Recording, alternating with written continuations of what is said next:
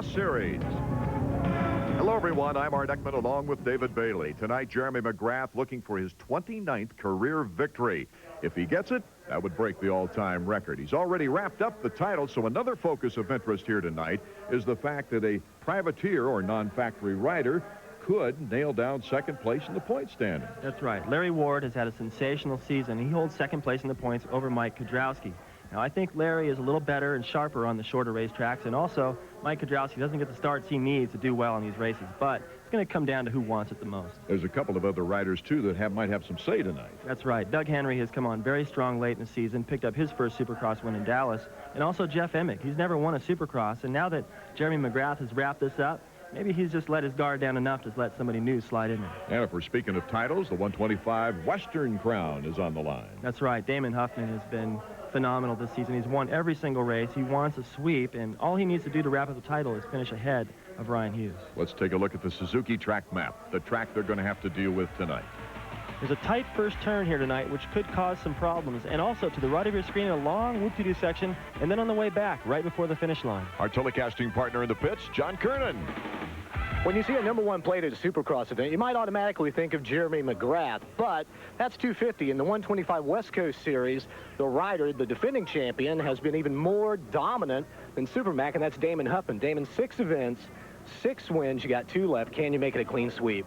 Yeah, I would sure like to, but, you know, if I do or if I don't, I'm not going to be that disappointed. It's been a really great year for me, and first thing, I want to wrap up the title, but I'm still going to go out there and try to win, you know, as I try to do every weekend. So it's just another race, really. Now, here at San Jose, you've been out practicing on the track. How is it set for you? I like it a lot. It's pretty technical. The dirt's really good. And, you know, the triples are pretty tough, so it should be good. Well, Damon mentioned taking care of business first. That is wrapping up his second consecutive 125 West Coast title, and that can happen with a victory tonight. Art? Thanks, John, as the 125 riders now at the gate preparing their takeoff.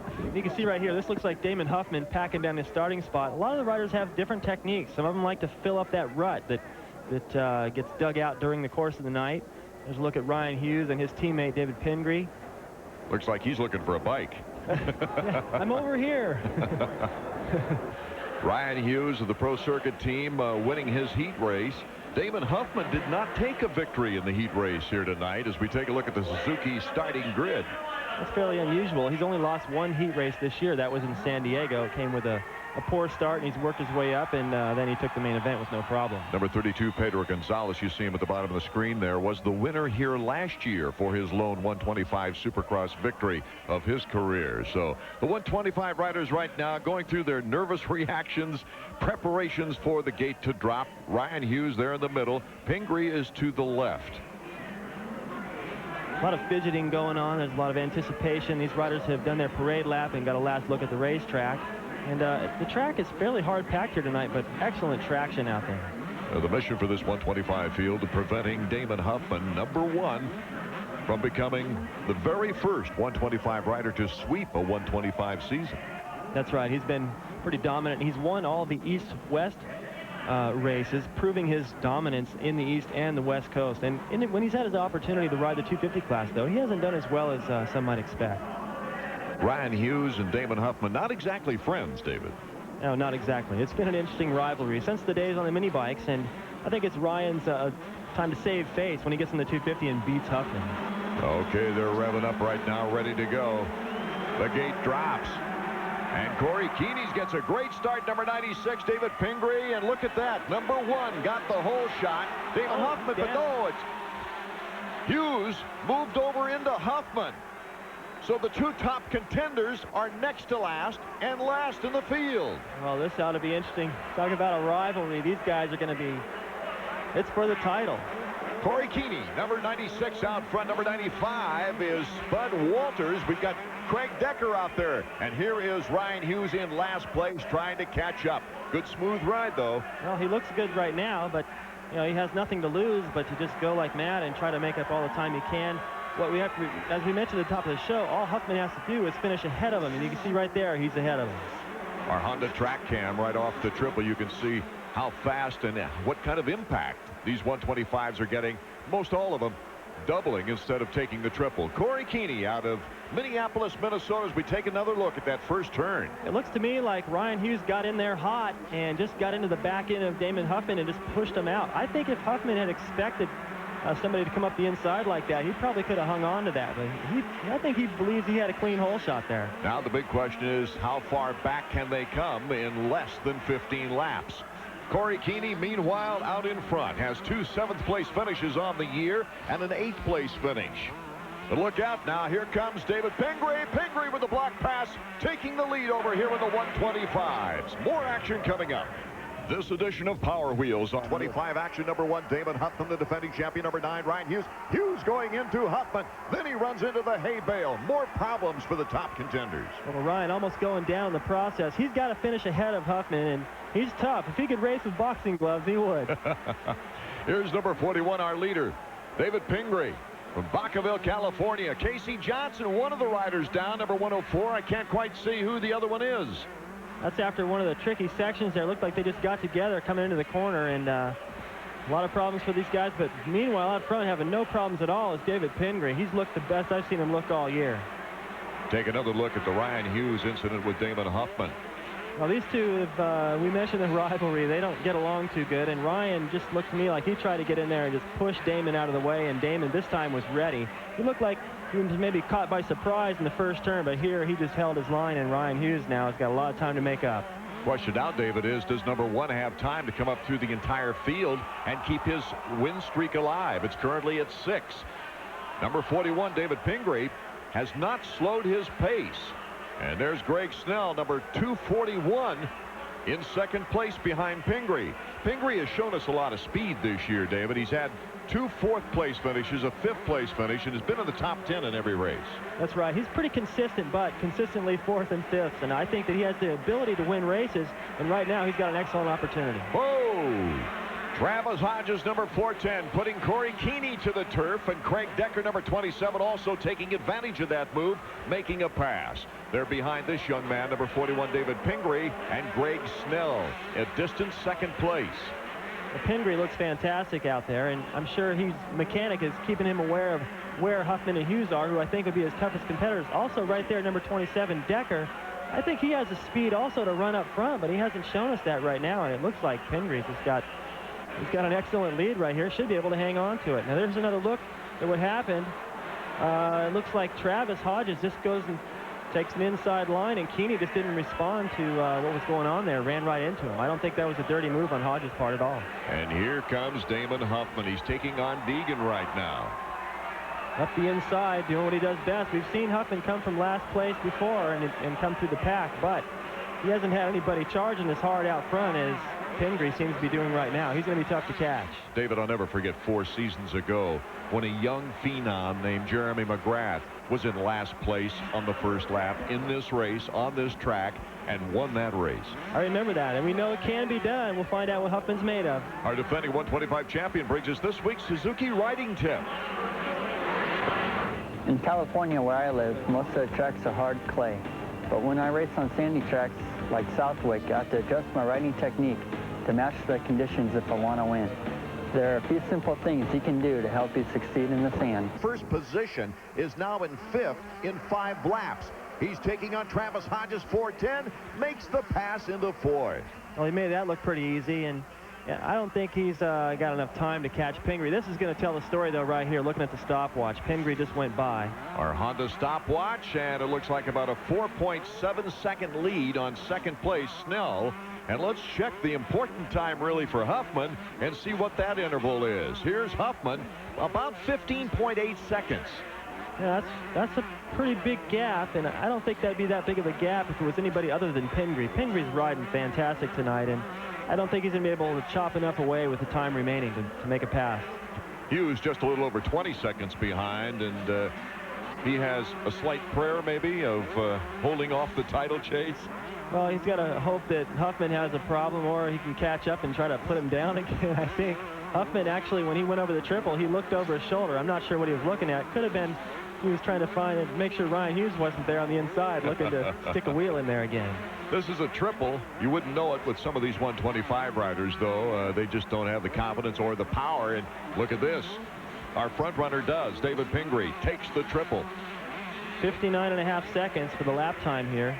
Under a minute, anything under a minute's pretty fast. All the tracks vary just a little bit. That's typically what the lap times run. Taking a look at the Suzuki Field summary now, picking out your favorite rider. And we'll be back with more 125 action from San Jose in a moment. John Kernan from San Jose as we're finishing out our 125 action. Craig Decker, number 27 in third. Here comes Damon Huffman. He wants to get on the podium. Well, that seems inevitable. It's an excellent ride for Huffman, and it's got to be demoralizing for Decker, his teammate, especially if he finds out probably after the race that Huffman has come from second to last. Decker, number 27. Huffman, the defending champion, making the move. Skipping across those whoops very effectively, and there's the finish line jump. Looks over to his teammate. He's in third. Can he catch up now with Schnell? Well, it looks like Decker just made it easy for Huffman to go by. He didn't really put up much of a challenge at all. There's Schnell running in second place. An excellent ride for him. He's been 11th, 14th. He hasn't had any good finishes at all, struggling to even make the main event. Right here finds himself in second place. He didn't even qualify in San Diego. This has got to be the race of his career. Definitely, and right now he's got the premier 125 rider in the country, maybe the world, challenging him. Goes right by, and he goes by again. Excellent. I'd like to see this kind of a challenge. No one puts that kind of pressure on Huffman. He's doing it. Schnell, fearless in there.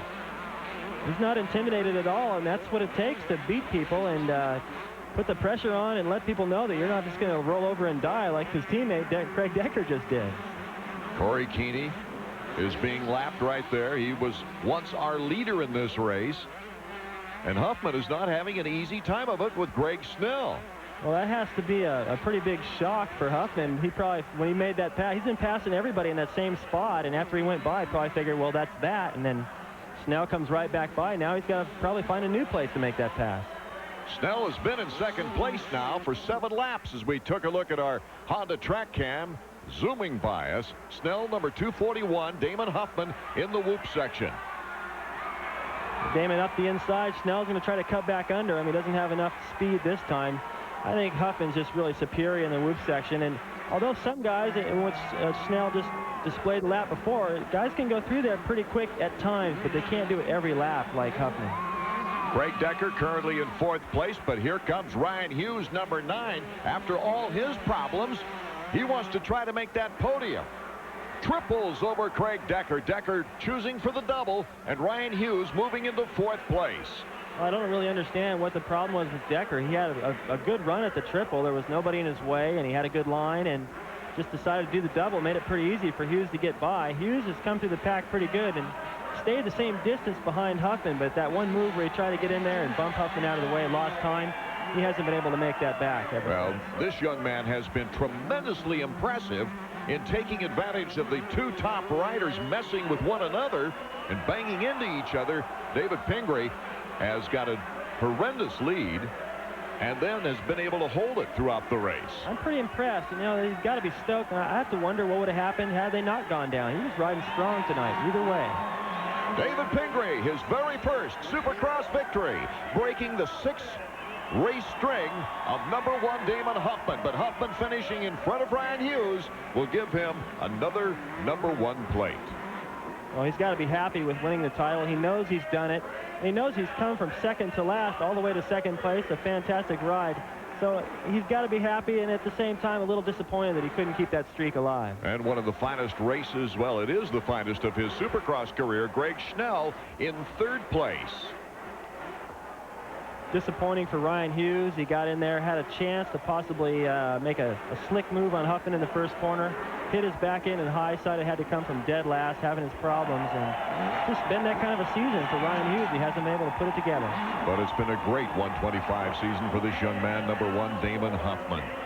He was asked by his factory Suzuki to ride another year in 125s and was given lots of incentives as far as winning, bringing up that salary.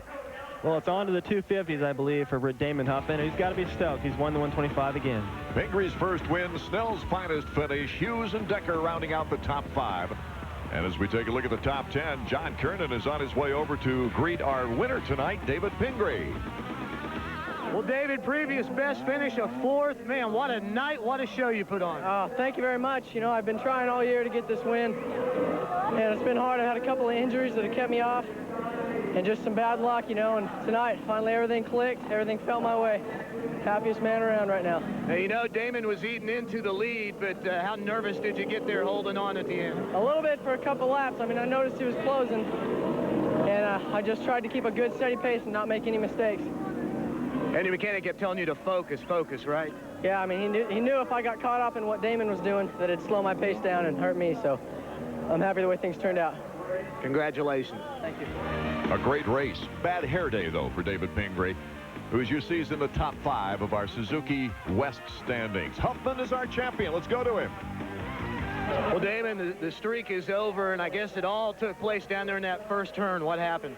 Well, I thought I had the clean hole shot, but apparently someone on the inside of me came in a little hotter, and they got hung up on my bike, and it just dragged me all the way to the hay bales. I was like locked up with them, but you know, I'm just happy I did the best I could. I rode my hardest the whole entire race, and that's all I could do, you know. I guess you needed, what, a couple more laps, you might have caught Pingree. Yeah, I think so, but you know, I won 6 in a row, and that's one more than McGrath won. He only won 5, but anyways, I'm kind of relieved I got the championship and a lot of money, and go on to Vegas in the outdoors. Our winner tonight, David Pingree, but Huffman might have lost the battle, but he won the war. Well, he had a fine season, winning just about every single race. And you can see he doesn't seem too disappointed with having lost. He seems pretty generous, and it's a great feeling right there to win a title. There's nothing quite like winning that first title, and I take a look at David Pingree standing there, and I think he wants to be next in line for that #1 plate. Confirmation of an outstanding year. Awarded the #1 plate by Roy Jansen of AIR. We'll be back with 250 action after this. On the flashback, the year 1992, right here in San Jose. And it was the final season for #1 in 125 action, Jeremy McGrath. We alluded to the fact that he came from last place to win this race. Here were some of the contenders out in front. Huffman going down as Jeremy weeded his way up through the entire pack. Look at him go around the outside right there. Wide open, passing riders 2, 3 at a time. And right there, number 68, Ryan Hughes, followed by Buddy Antonez.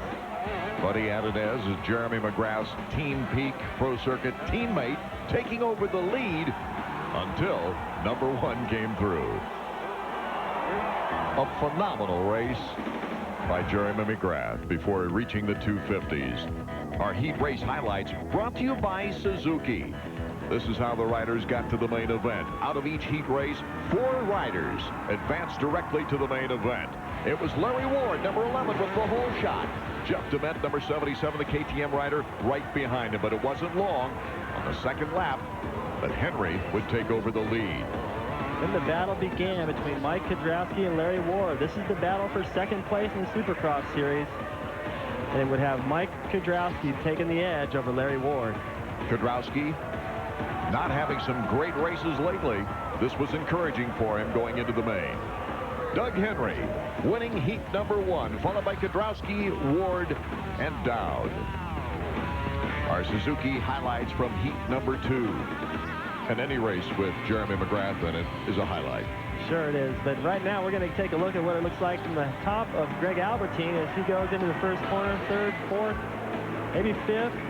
He's got Doug Dubach right there. Swink slides up through the inside, and this is Doug Dubach's only ever Supercross win here in San Jose. He edged out Damon Bradshaw for the win. It was Jeff Emig taking the initial lead here in the first lap of heat #2, but Jeremy McGrath zipping in the whoops. Superior through the technical sections, as usual. Jeremy McGrath squirts to the lead, would never let go of it. It seemed like Jeff Emig was going to be able to hang on to second place, but a charging Brian Swink had something to say about that. Swink, you see the pass on the helmet cam from Albertine, and Swink will then take on Kyle Lewis, number 15. This is what it looks like to do the triple jump. These guys are getting a lot of air. It's not as far, but they're getting more air time, and Swink continued to find faster lines and hook up better than anyone else as he moved to the front. This was a back-and-forth battle all the way until the block pass, and Swink then would zoom out to take a second place. look at how fast Swink got through the whoop section. Probably faster than McGrath, but it was too late with McGrath taking the win. Top 4 going directly to the main.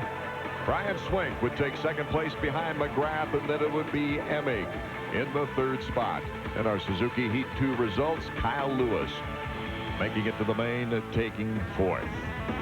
Highlights from a semifinal round number 1 brought to you by Suzuki. It was Mike Brown just coming off a very fine finish to a 125 Eastern Division title chase in which he nailed down second place. Bringing a little bit more confidence to the 250s, taking an easy win at Semi 2. He'll be in the main. KTM rider Jeff DeMent taking a second place in this first semifinal round. And after DeMent, it was Lawrence, Dobb, and Palmer as 5 go to the main out of the semifinal rounds. Suzuki highlights from semifinal number 2. We would see Brian Deegan, number 35, getting the whole shot. Doug Dubach, number 28, also up in there, and Greg Albertine, carrying our helmet camera, has been plagued by injuries and hasn't had the kind of Supercross season that people would have expected. Suzuki really didn't expect him to come right in and bang against the top contenders. They are hoping for a great outdoor season from the 111. Out in front, Deegan is being passed by Albertine on the helmet cam. It was a pretty sneaky move by Albertine. He didn't seem like he was really going to be much of a threat. Next thing you know, he moves right up to the inside and takes over the lead. And Deegan leaves the door open again in the same place. Lets Dubach through. Dubach, after a good one-lap battle with Deegan, moves into second place behind Albertine. Albertine, the checkered flag, winning our Suzuki highlights from semifinal number 2. It was Dubach, Deegan, Amaradio, and Atsuta making it directly to the main. 18 gate positions filled, only 2 left out of the last chance qualifier, Holland and Hedden. So the field of 20 is set, and we'll be back with the 250 action from San Jose, California, right after these words. David Bailey and John Kernan awaiting the 250 action with only 2 more rounds of Supercross remaining on the season. Jeremy McGrath with a chance to break Rick Johnson's all-time career win record, but also break one of his own, 10 wins in a season. Taking a look at the Suzuki starting grid, pick out your favorite rider.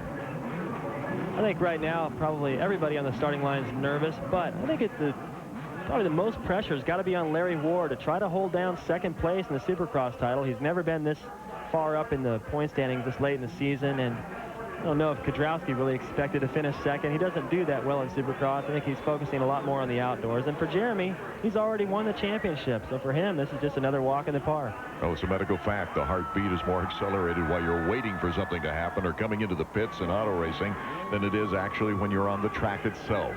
The 250s are ready. There are several riders who have made their first main event of the year who will be battling for position here tonight. This is a look from the top of Greg Albertine. Look at McGrath, swerves the whole shot.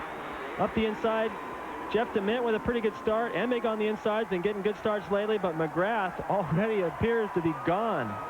Ooh! Oh, hitting the hay bale was Jeff DeMent on the right side as Larry Ward makes the pass on DeMent.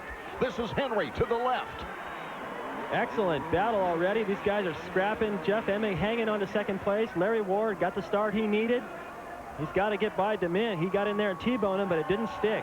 Kedrowski is just behind Albertine as we take a look from Albertine's helmet cam and the Honda track cam on the triple. And then Doug Henry goes flying by in the whoop sections, right past Albertine, and now Kedrowski goes by. So the battle is set. Kedrowski right on the rear fender of Larry Ward. Oh, it should be a big battle behind Jeremy McGrath. Well, we don't even see McGrath right now. We're running about 5th or 6th position. He's already opened up a pretty big lead. Right now, Kedrowski is behind Doug Henry. Henry on the move, but right now, let's go down to the mechanics area with Skip Norfolk. Well, Skip, Jeremy got the start he wanted. He got the whole shot. He's out front. When we've seen him do that this year, it's mostly lights out for everybody else. Yeah, fortunately, he's right where he wants to be, and he likes being out front. Hopefully, we can get out front, maybe get a 4 or 5 second cushion. Then he can watch what's going on, and we got 18 laps or 19 laps of racing, so anything can happen. What about the most important message you give him? Is it just to stay focused? Yeah, right now it's just hammer on these guys and get out as far as you can right now. David, a confident Skip Norfolk who has tuned that machine for 2 championships and actually 3 now, as the #1 plate this year has already been awarded. Well, he's pretty fortunate to have such an excellent rider to work with. Here's the big battle behind. Larry Ward, number 11, behind Jeff DeMent. Doug Henry's breathing down his neck with number 7, Mike Kudrowski, on the come. Ward doing a nice job getting out in front of that pack. He pushes DeMent out to the outside, and Henry goes right by on the inside. Now Kudrowski, so DeMent drops 3 spots in the space of about 100 yards. Taking a look from the helmet cam on Greg Albertine as he comes up on DeMent. I think DeMent's starting to feel the pressure of the pace and the intense battle that really we haven't seen this kind of a battle so far this year. Excellent. All these guys have gotten good starts. For a change, Kudrowski is up there early in the race and able to put on a challenge, and obviously feeling the need to get up there and challenge Larry Ward for that series championship. Quite a battle here between Albertine and DeMent. Number 111, Albertine, trying to get by number 77 once again. Albertine grabbing a handful of throttle right there, almost loops out. He's got pressure from Mike Brown. You see right there, number 26 on Honda of Troy. He's coming up from behind. Here's the battle for 3rd and 4th. Larry Ward and Doug Henry into the whoops and out of the whoops and going to the finish line jump. Doug Henry changed his line midway through that whoop section. Appears that he can ride anywhere on the racetrack. And I think if he can get around Larry Ward, he's going to go challenge McGrath. But right now, Larry Ward's going just fast enough, right in the right places to hold off of hard-charging Doug Henry. You see him pull a tearaway off in the air, bring up some clear vision. Our Suzuki Field summary as Jeremy McGrath is pulling out a sizable lead. Race behind Jeremy McGrath as Emig is in 2nd, Ward number 11 in 3rd, Henry battling in 4th, and Kudrowski not that far back.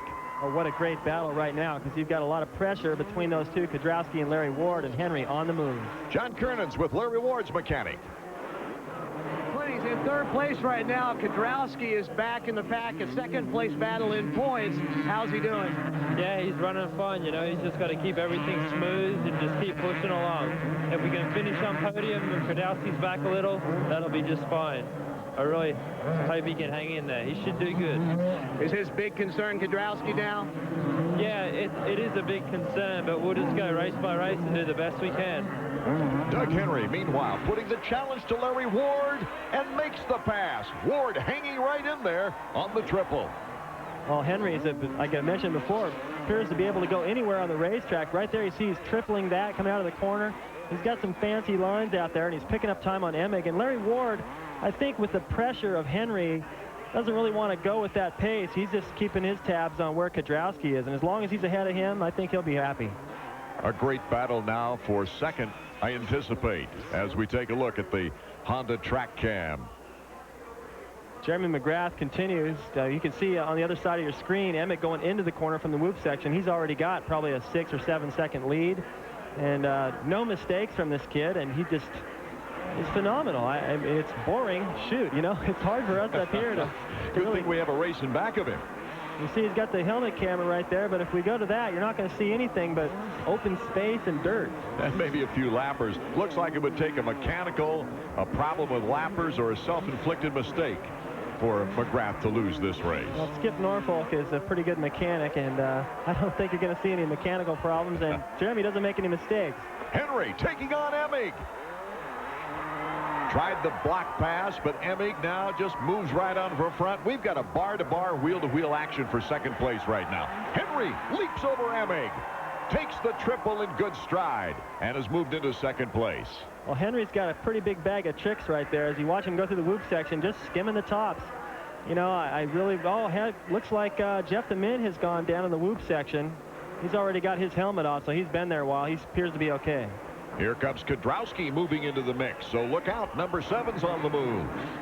Well, that's bad news for Larry Ward, because possibly he's just dropped off the pace just enough to where he's going to suck up Kudrowski and find himself right where he doesn't want to be, having pressure from the guy that's threatening him for 2nd place in the Supercross series. Ward right now has got to feel, I got to pick it up. I got to challenge Emig with Kudrowski breathing down my neck. Absolutely. He's got to look forward and try to concentrate on just keeping his pace up. I can tell you there's nothing worse than feeling that the heat of a guy coming up from behind you, especially when the points are that close. And he doesn't want to have to take this to the last race with only a 2 or 3 point separation. Emig in 3rd place behind Henry. And Ward in 4th place, Kedrowski in 5th. I would guess that Kedrowski's only about 4 seconds back. You see him going into the turn into the second whoop section. But Kedrowski is one of the types of riders that if this race was 100 laps, he'd probably win them all. He's very tough in the later stages of the race. He just gets faster and faster. And if you could switch his starts with Jeremy, it'd be interesting to see what would happen. I think Kedrowski possesses the speed and the toughness to win a championship, but he just can't do it with the starts he gets. Kedrowski's coming off a couple of 8th place finishes and an 11th place finish in Charlotte. Those poor performances coming after a pretty good mid-season stretch. Uh-oh, Cliff Palmer over to the right near the stands. That whoop section has claimed another victim, and we're going to go to the Honda stopwatch. McGrath has already gone by. These are a couple of lappers. You see Lawrence already being lapped. There's Doug Henry. He's currently running second. He's about 8.5 seconds behind. Let's check out the difference between Kedrowski and 4 seconds difference between Kedrowski and Larry Ward in front of him. We see Albertine, number 111, having a pretty good ride. Do you suspect the times in the 250s will be closer on a short track like this to the 125 times? Usually it is, yes.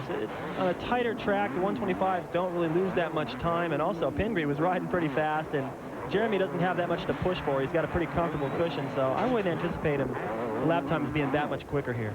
It seems like, though, when Jeremy gets the big lead, he doesn't slow the pace that much. He just gets smoother. Well, believe me, he's capable of running maybe a second or so faster if he has to. Here's Jeremy McGrath, 57.9. That's basically a 58, so about a second faster than the 125, and that's not much. That says a lot for Pingree. McGrath, our leader, but Henry and Emig battling for second as you see our Suzuki Field Summary. We'll be back to San Jose right after this. Art Ekman, David Bailey, John Kernan back in San Jose, California. 250 action at its best. We have a great race going, not for the lead. McGrath is way out in the lead. This is a battle for second place. Henry in second. Ward temporarily moving into third on Emig. Emig, though, taking it right back again. And look at how close Kedrowski is to Larry Ward. You can throw a blanket over these guys right now. And actually, when we just came back from the break, Emig had just made a pass on Doug Henry, but he couldn't make it stick. And now Henry, who appeared as though he had the speed to go right around these guys and possibly catch up and challenge McGrath, cannot pull away from these guys. So now he's riding defensively, and that's just making a great battle. Both Henry and Emig have finished this season with a flair. Henry has been riding fast and smart. He's won 5 of the last 6 qualifying heats. He was first and third in the last 2 Supercrosses. Overall win at Mount Morris in the National, coming on very strong. Well, I think in the absence of Mike LaRocco, Henry found himself in a battle for the main event, challenging for the lead, and possibly it only takes one little thing to click inside a rider's head, and all of a sudden he has the confidence to go up and ride at his expectations and his potential. And right now Henry is showing just that. And after this win at Mount Morris in the outdoor, which was his first ever win in Dallas, although it was in the mud, that gave him the confidence, and right now he's displaying it. A 3-pack, soon to become a 4-pack, the way Mike Kedrowski is picking up on this group. Right now, Henry in second place, number 4. Emig cuts inside, just can't quite get the edge. What a great battle, and I like to see Emig charging like this. And usually he puts up such a battle when the guys are coming up from behind. By the time they make the pass, he's pretty much out of steam, but right now he has some reserve, and he is showing it.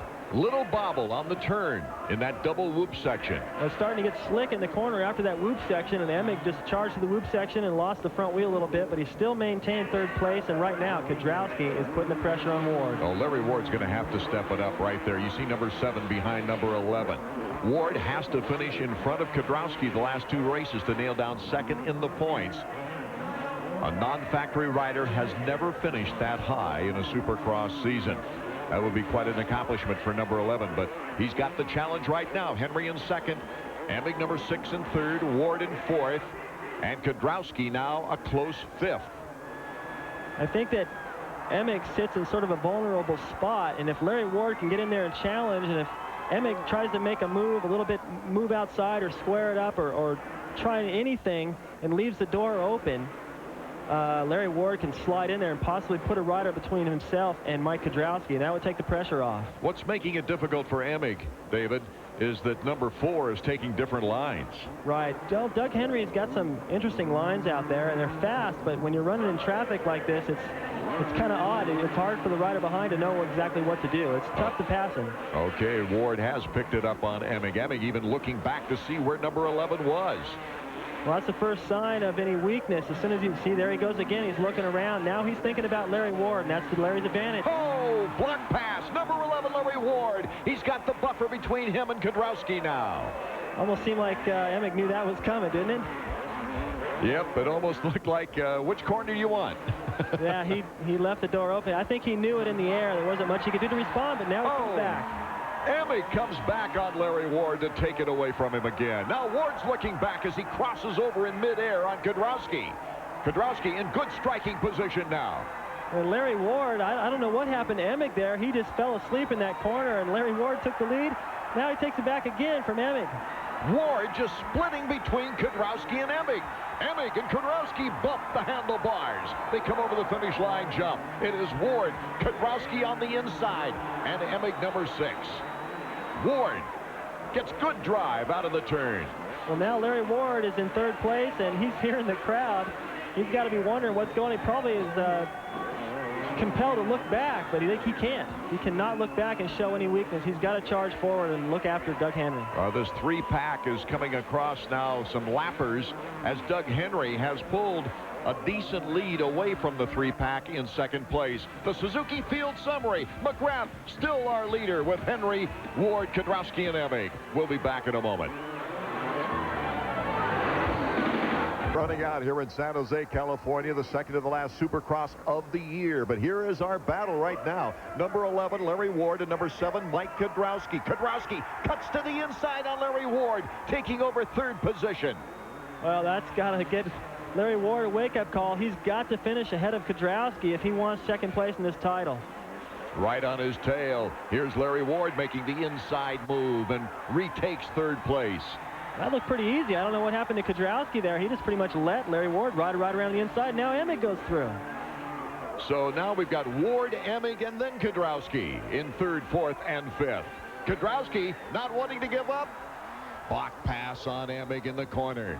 Emig did a nice job of staying up. He got way high up near the hay bales. You see he had to take his feet off to try to keep his balance. Boy, one little mistake and you've lost a position just like that. This is the kind of stuff where you got to keep your head and really pay attention and focus. You make one bobble and you lose 2 or 3 positions, and Larry Ward, Mike Kudrowski in this tight points battle cannot afford a big mistake. McGrath got the whole shot, took away with the lead. Henry's in 2nd place. Ward and Kudrowski battling for 4th. Kudrowski once again to the inside. Did the same thing in the last lap. Well, he's trying it, but right now, as I mentioned, Larry Ward is keeping his cool. He's riding focus. He's paying attention. He's able to counter all these moves. He's riding brilliant. And with only a few laps to go, Kudrowski's going to have to pull off something, that's for sure. Kudrowski on the inside. Kudrowski down. Ward miraculously stays up. Emig makes the pass. Oh, bad break for Kudrowski. Well, he had to get in there and put an aggressive move on Larry Ward. He tried passing him politely, and it wasn't sticking, so he went in there and tried to take him out. I mean, he could have put Larry Ward over that turn onto the floor, and possibly the last second, he decided to ease off a little bit, and in the process, he went down. His bike skidded out from underneath him. If Ward hadn't been so tall, he might not have been able to stay upright. That's right. Well, possibly flashing across Kudrowski's mind right now as nice guys finish last. Okay, Ward is in 4th position because Emig stuck through there. So it's Jeremy McGrath, Doug Henry, Emig number 6, and Larry Ward on the final lap, the top 4. Well, Larry Ward could really put some points on Kudrowski right now if he could somehow find a way around Emig right now. Emig seems pretty vulnerable. He's been easy to get around at times, and this last lap, there he goes on the inside. He tries the same move Kudrowski did to him, side by side. Looks like Emig's going to have the inside into the corner. Emig wants that 5th podium spot of the season. He is yet to win a Supercross, and his best finish was a 2nd in Houston. Jeremy McGrath, already the champion on the year, has good reason not to hold back. Of course, this would be his 29th victory, the all-time win mark for Supercross. 28 to Rick Johnson, 27 Bob Hanna, but number 29 for Jeremy McGrath. also has a chance to break his own win record, tying now the most wins in the season with 10. Henry, a well-earned second place. Emming taking third, Ward fourth. The good thing about that, as far as Ward is concerned, he's ahead of Mike Kudrowski still in the points. What a souvenir that would be to get those goggles on the handlebar. We'll be back in a moment.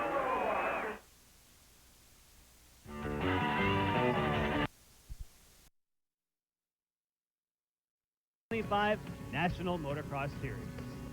Hello everyone, I'm Jan Beekes, and joining us is our ESPN analyst and former motocross champion David Bailey. Now, speaking of champions, David, soon we're going to have a new champion for 1995. Only 3 points separate Steve Lamson and Ryan Hughes. Now, out of those two, who do you think feels the most pressure? Well, it's got to be on Steve Lamson. It's his to lose. He has the points lead. He's also the factory Honda rider. He's got to be feeling the heat.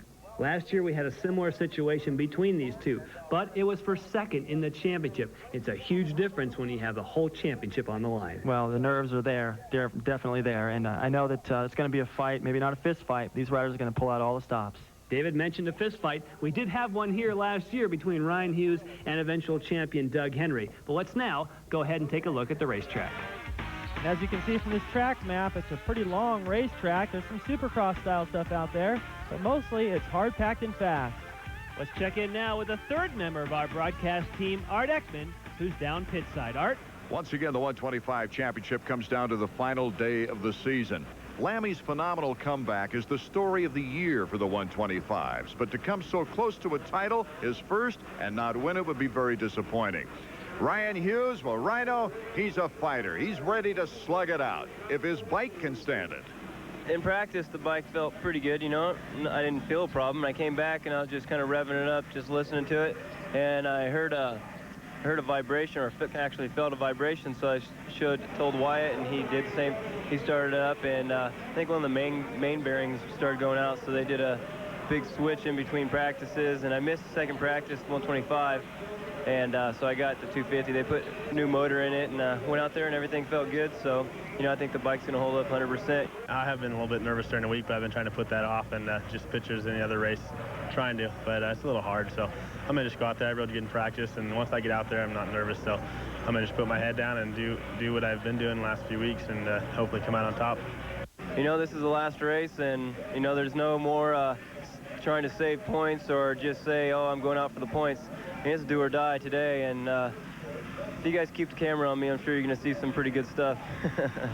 If it gets close, things could get physical. Then look out. Huffman's only 16 points back. Jan? Thanks, Art. Well, David, you've talked a lot that Damon Huffman really needs to start getting starts here on the outdoors if he's going to do it. Today is the day. He has to get the whole shot for the chance for the title. Right. Well, also, you know, he probably doesn't want to factor into how the points are going to turn out for Lamson and Hughes. Just go out. It'd be the best thing if we are really not involved in the title, and you'd like to hope to win it on a long shot yourself. Whole shot both motos and win wire to wire, and then hopefully things turn out in your favor behind you. We're only moments away from the start of Moto number 1. It all comes down to this. Oh, Damon Huffman gets hung up in the gate. He was trying to get the whole shot. He went too soon. We're looking to see who does come away with it. It looks like a Yamaha goes to the front. That, of course, would be number 43, Kevin Windham. Well, I don't see Ryan Hughes. There's Lamson. Yeah, Lamson and Hughes right together. This is going to be an interesting battle. It's only Kevin Windham's second race back, and he finds himself with the whole shot. He'd probably like to just run away with this and stay out of the middle of Hughes and Steve Lamson at this point. Slotting into second place is number 708. That's Ryan Huffman from Roseburg, Oregon. No relation to Damon Huffman, but he's the rider that Steve Lamson, who's right behind him there, he got tangled with him in Washougal, and he was very upset, David. Well, I can understand that. It could have cost him the title, but right now he's got Ryan Hughes behind him, and I think things look pretty good.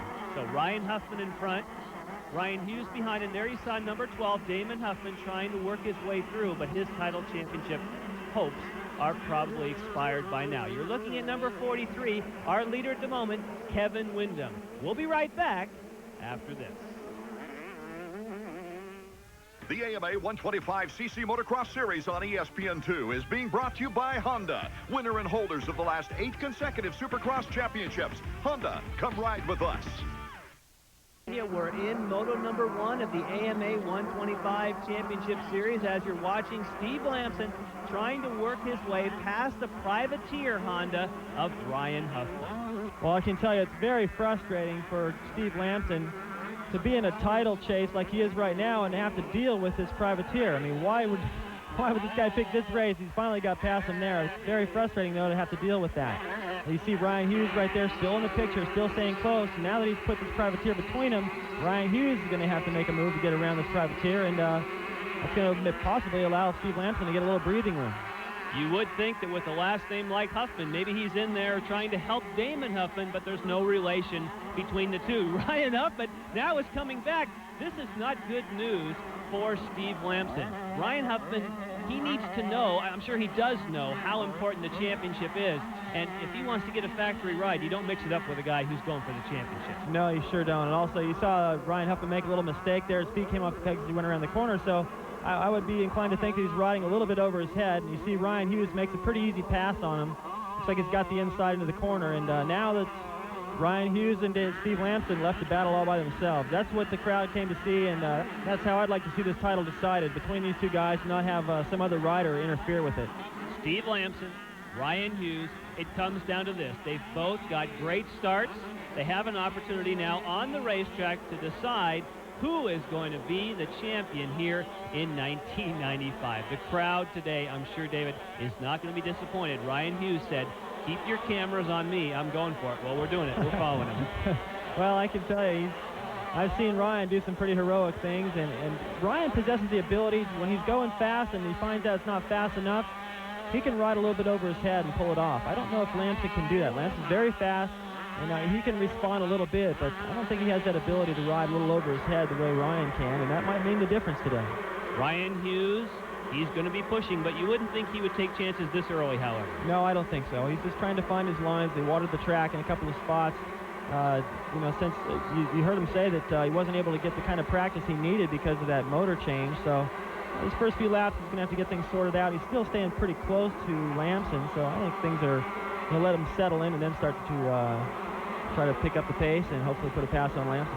Mike Craig now moves his way past Ryan Huffman as well. Mike Craig, here later in the season, has been picking up the pace here. Started off with a lot of trouble. Most of